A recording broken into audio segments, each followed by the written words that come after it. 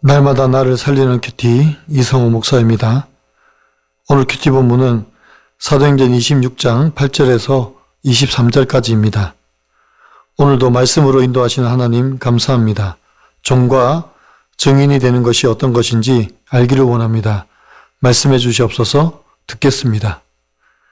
종과 증인이 되는 것은 첫째로 하나님께로 돌아감이 있어야 합니다.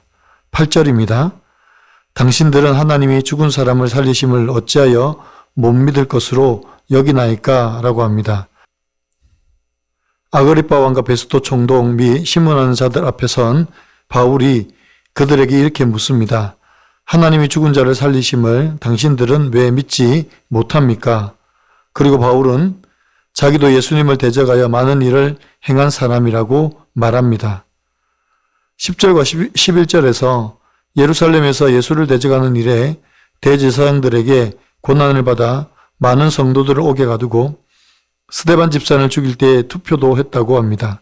또 모든 회당에서 여러 번 형벌하여 강제로 못 오가는 말을 하게 하고 심지어 외국 성까지 가서 박해를 하였다고 합니다.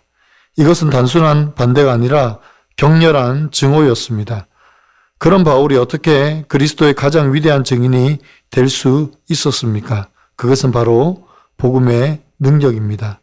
하나님의 은혜는 우리의 과거를 뛰어넘습니다. 12절에서 14절을 보면 담메섹으로 가는 길에서 바울은 하늘로부터 해보다 더 밝은 빛을 만났다고 합니다. 정오의 태양보다 밝은 빛, 그것은 곧 하나님의 영광의 빛이었습니다. 그 빛 속에서 음성이 들렸습니다. 사울아, 사울아, 내가 어찌하여 나를 박해하느냐? 가시채를 뒷발질하기가 내게 고생이니라 라고 합니다. 여기서 가시채를 뒷발질한다는 표현은 당시 농부들이 소를 몰 때에 사용하던 비유입니다. 소가 가시 달린 막대기를 차면 자기만 더 다칩니다. 바울은 하나님의 뜻을 거역하며 자신을 더욱 상하게 하고 있었다고 비유하고 있습니다. 15절과 16절입니다. 내가 대답하되 주님 누구시니까? 주께서 이르시되 나는 내가 박해하는 예수라. 일어나 너의 발로 서라. 내가 내게 나타난 것은 곧 내가 나를 본 일과 장차 내게 나타날 일에 너로 종과 증인을 삼으려 함이니 라고 말합니다. 예수님께서 바울에게 나타나셔서 바울을 돌이키게 하셨습니다. 핍박자 사울이 종과 증인된 바울로 불러주신 것입니다. 적용 질문입니다. 나의 어두운 과거가 오히려 하나님의 은혜를 증가하는 도구가 될 수 있음을 믿습니까? 하나님의 뜻인 줄 알면서도 고집스럽게 거부하고 있는 것은 무엇입니까? 그것이 결국 자신을 더 힘들게 하고 있지는 않습니까? 종과 증인이 되는 것은 둘째로 본 것을 그대로 증거하는 것입니다. 19절과 20절입니다. 아그리빠 왕이여, 그러므로 하늘에서 보이신 것을 내가 거스르지 아니하고 먼저 다메섹과 예루살렘에 있는 사람과 유대아 온 땅과 이방인에게까지 회개하고 하나님께로 돌아와서 회개에 합당한 일을 하라 전함으로 라고 합니다. 바울은 아그리빠 왕에게 이렇게 증거합니다. 나는 하늘에서 보이신 것을 거스르지 아니하고 예루살렘과 유대와 모든 이방인들에게 회개하고 합당한 열매를 맺으라고 전했습니다. 회개는 단순히 마음의 변화를 말하지 않습니다. 진정한 회개는 회개에 합당한 열매를 맺는 것입니다. 그 열매는 곧 변화된 삶입니다. 21절에서 23절입니다. 유대인들이 성전에서 나를 잡아 죽이고자 하였으나 하나님의 도우심을 받아 내가 오늘까지 서서 높고 낮은 사람 앞에서 증언하는 것은 선지자들과 모세가 반드시 되리라고 말한 것밖에는 없으니 곧 그리스도가 고난을 받으실 것과 죽은 자 가운데서 먼저 다시 살아나사 이스라엘과 이방인들에게 빛을 전하시리라 함이니라 하니라 라고 합니다. 회개에 합당한 열매를 맺으라고 전하는 바울은 유대인들의 가시였습니다. 그래서 유대인들은 바울을 성전에서 잡아 죽이려고 했습니다. 그러나 하나님께서 오히려 그 사건을 역전시켜서 지금 총독들과 왕 앞에서 복음을 증거하게 된 것이라고 바울은 고백합니다. 그리고 바울의 증거는 확실했습니다.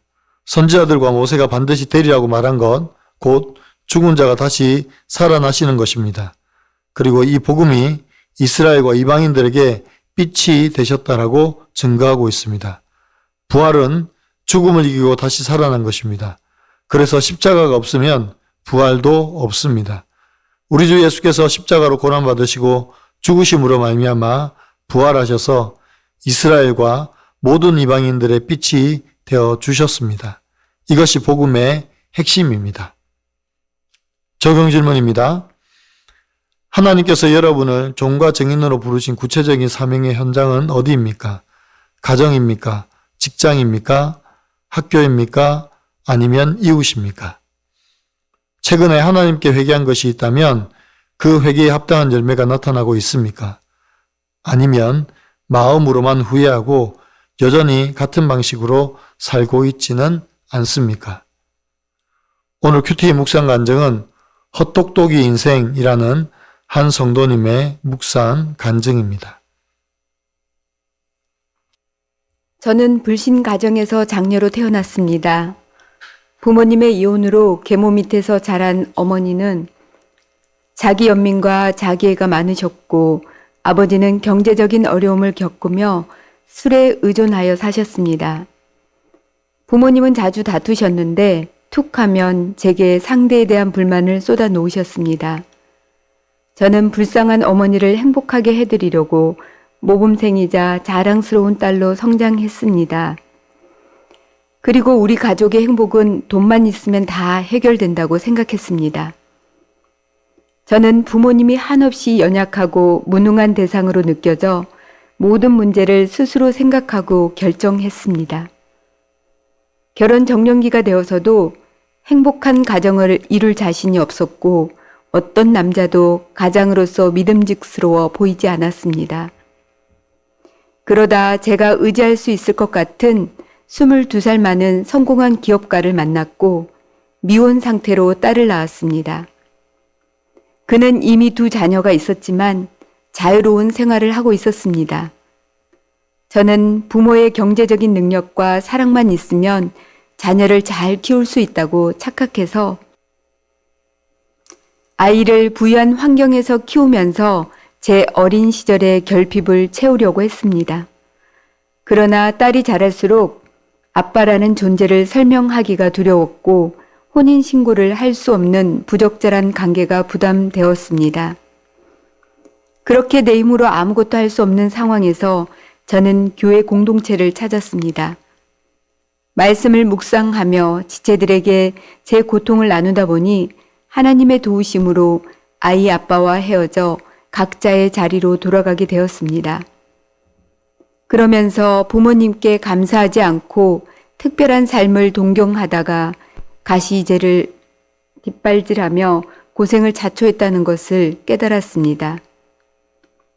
이렇게 저 자신을 직면하자 부모님을 향한 원망이 그쳤습니다. 이혼모로 살아가는 환경이 힘들지만 일어나 너의 발로 서라는 말씀을 의지해 딸의 상처를 보듬으며 가기를 소망합니다.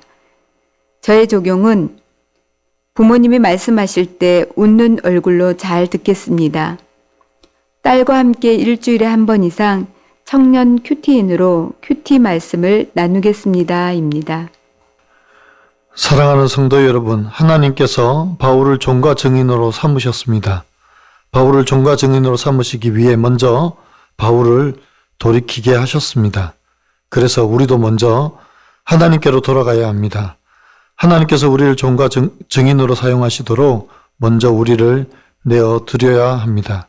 여전히 세상과 세상의 것에 매여 있다면 우리는 종과 증인으로 쓰임받을 수 없습니다.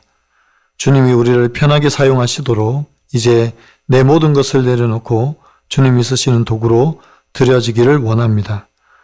우리가 받은 주의 은혜와 사랑이 얼마나 큽니까? 찬송가 가사처럼 하늘을 두루마리 삼고 바다를 먹물 삼아도 다 기록할 수 없지 않습니까?